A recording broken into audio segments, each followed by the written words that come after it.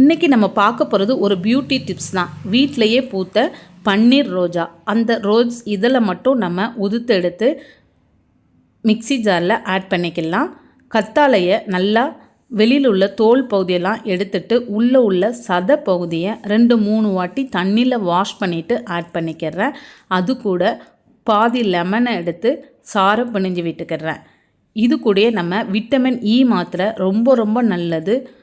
முகத்தை நல்லா பளிச்சுன்னு வச்சுருக்கோம். 1 ஸ்பூன் அளவுக்கு தேனும் ஆட் பண்ணிவிட்டு எல்லாத்தையும் சேர்த்து நல்லா அரைச்சி தண்ணி மாதிரி எடுத்து வச்சுட்டு இதை நம்ம ஒரு பாட்டிலில் ஸ்டோர் பண்ணி ஒரு 2 வாரத்துக்கு கூட ஃப்ரிட்ஜில் வச்சு பயன்படுத்திக்கலாம். இதோட நம்ம சந்தனமோ இல்லை முல்தானி மெட்டி, கஸ்தூரி மஞ்சள் எதுனாலும் கலக்கி நல்லா முகத்தில் போட்டு காய விட்டுட்டு கழுவி எடுக்கும் போது நம்ம முகம் நல்லா பளபளன்னு மென்மையாகவும் இருக்கும். இந்த டிப்ஸ் உங்களுக்கு பிடிச்சிருந்துச்சுன்னா